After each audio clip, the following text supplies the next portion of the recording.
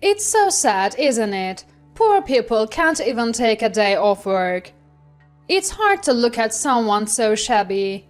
I really feel for their son, not being able to choose his parents. Poor people should just stick together. Please, don't come near me. I arrived at my son's sports event in my work clothes. Then, one of the mom friends made a harsh comment towards me. I could feel everyone's eyes on me. Little did they know who I really was. My name is Cindy. I'm 35 years old. I live with my husband and son. Recently, we went through a big change. Due to my husband's job, we moved to the city. I had moved when we got married, but moving with a family was harder than I expected. Unpacking, setting up furniture and appliances, sorting out utilities, changing the address on my driver's license. The days just fly by. Especially tough was taking care of my son, Chester, while moving. Chester, ever so curious, tries to go off on his own. He doesn't care that it's an unfamiliar place. Hey, where are you going? To the nearby supermarket. You went there yesterday, right? What will you do without any money? Well, it's boring at home. Did you finish setting up your room? You haven't opened all the boxes yet, have you? Not yet, but... Do that first. Mom's heading to the school now, so have it done by the time I get back, okay? Yeah. Just once is enough for a year. I always tell you that, don't I? Today, I have to go to the elementary school for Chester's transfer process. I always try to be on time, but this morning was so hectic I ended up running to the school. As I neared the school gate, I caught my breath before entering. Walking into the staff room, more than half of the desks were empty, probably because of classes. It's been a while since I've in a staff room. Brings back memories of my school days. Feeling a bit nervous, I checked the seating chart for Chester's teacher. That's when a woman approached me. Can I help you with something? I'm looking for my son's teacher's desk. Oh, it's that one in the corner. Thank you. As I was about to head over, the woman continued. Excuse me, you're new here, right? Looking for a teacher? Do you have a child at this school? Yes, I'm Cindy. We recently moved nearby. I'm here for my son Chester's enrollment. He'll be in 4th grade. Oh, is that so? I'm Sissy. My son is also 4th grade. Maybe they'll be in the same class. Nice to meet you. Nice to meet you too. Though we exchanged greetings, I couldn't help but notice Sissy's expression. Was it my imagination? She seemed to scrutinize me from head to toe as if scoring me. Was there something on my clothes? Or a stray gray hair, perhaps? Then Sissy spoke up. By the way, did you buy that outfit at a dollar store? This? No, it's not from there. Wearing that to school, it's pitiful for your son, Chester, isn't it? He would want his mom to always look nice. I see. This was the first time someone had been so harsh with me. It was a big blow, especially since I was already exhausted. Looking closely, I noticed Sissy was dressed in high-end brands. Unfazed, she continued. There's a bathroom down the hall. Why don't you look at yourself in the mirror? You'll understand what I mean. With that, she left the staff room. I sighed with relief. Then, Chester's teacher approached me. You're Cindy, right? Yes, I'm your son's teacher. Looking forward to working with you. The teacher seemed calm and kind. Sissy you were just talking to, she's quite a character, isn't she? Unable to affirm or deny, I just laughed it off. She is the PTA president, known around here as the leader of the mom group. Is that so? Yes, she often comes to school without much reason. Seems like she's just showing off her branded clothes and bags. The teacher's troubled expression was memorable. Being a school teacher must be tough. Not only do they have to take care of students, but also handle parents. Anyway, I need to be careful around Sissy from now on, I thought to myself. The paperwork went smoothly and I headed home. The next day, I rode my bike to the nearby supermarket. Eggs were on the sale today.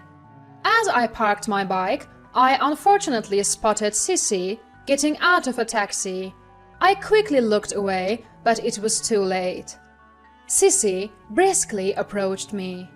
"Oh, isn't that Cindy?" "Hello, thank you for yesterday." She was dressed head to toe in brand names again today. Without intending, I wore the same outfit as yesterday. I thought it wouldn't matter since I was just going to the supermarket and didn't know many people yet.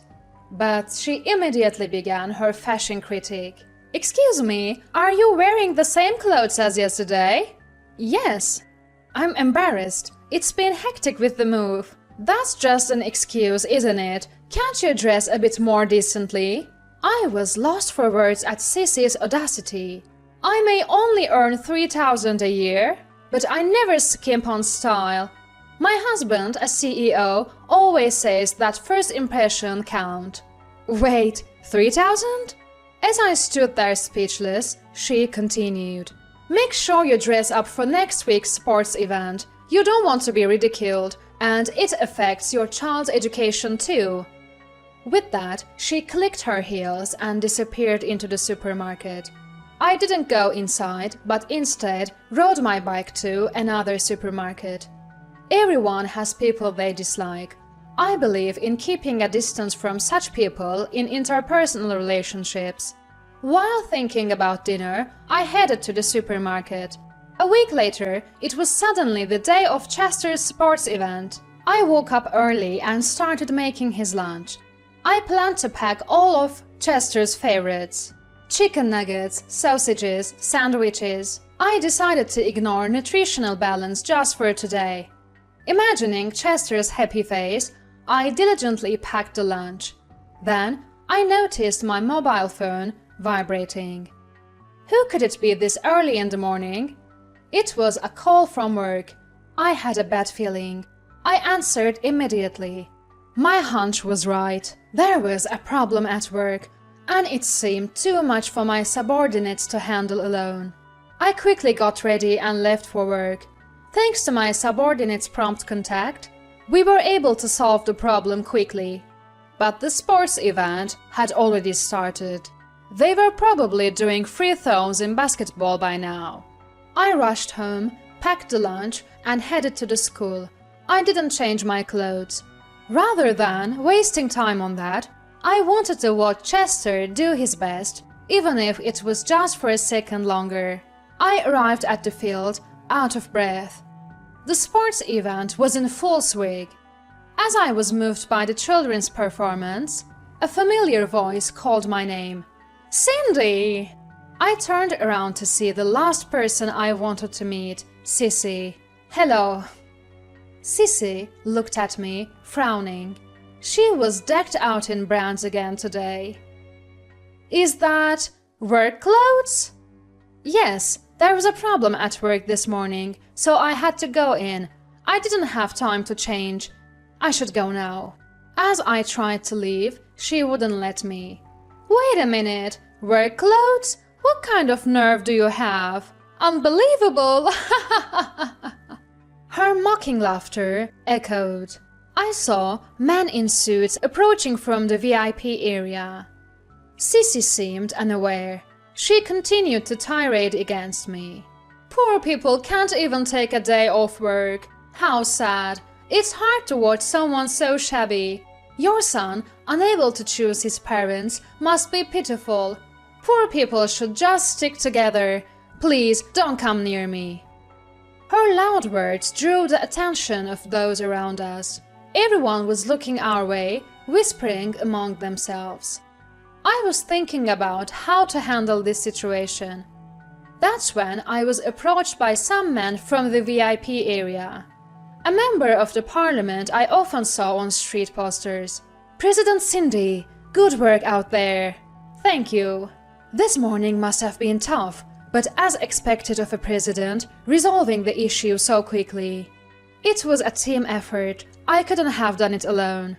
Are you here for a promotional activity today? Haha, no, my son goes to this school. Your son? I didn't know that. My apologies. I had met him as part of a promotional campaign. Hearing our conversation, Sissy looked confused. And for a good reason. She had pegged me as a poor person, but in reality, I'm a president.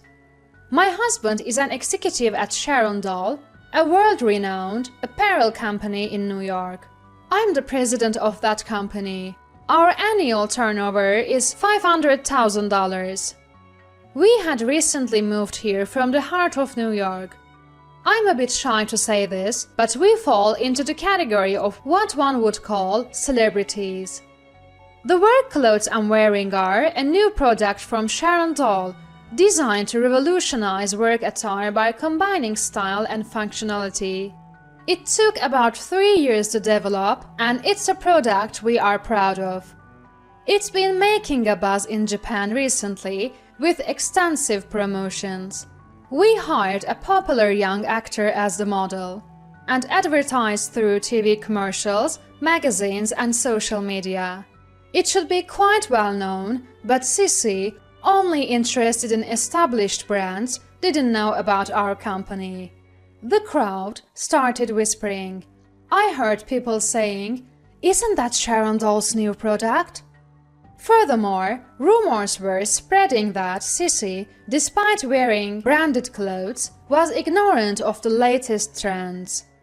Overwhelmed, Sissy quickly left the scene. I was bombarded with questions about the new product by other parents, but I left it to my subordinates and went to find Chester. I found him stretching, preparing for his turn. "Chester, do your best!" I shouted, making sure my voice wasn't drowned out by the surrounding noise. Quickly, Chester noticed and waved back. I managed to see his goal kick. He looked so pleased with himself. Watching him, my heart swelled with pride. Kids grow up so fast. That's why every moment is precious. Chester and I enjoyed lunch together, and I supported him wholeheartedly in the afternoon events. A few days later, an unexpected fact came to light. Sissy's husband's company was a client of Sharon Doll. Due to this incident, the contract was terminated. Her husband's arrogant nature became evident. The company took a huge hit, likely struggling to stay afloat in our industry. Once you get a bad reputation, it's almost impossible to recover. And Sissy's public insult to me became an issue with the education board. Someone who had heard our conversation leaked her rant. There were even videos which spread quickly on the social media. Though the faces were blurred, it was obviously Sissy and me. I tried to have it removed multiple times, but as soon as one was deleted, another appeared. I grew tired of this endless cycle. It's a true digital tattoo. Because of that video, Sissy's family lost their place in both the school and the community. They stopped attending school events and eventually moved away.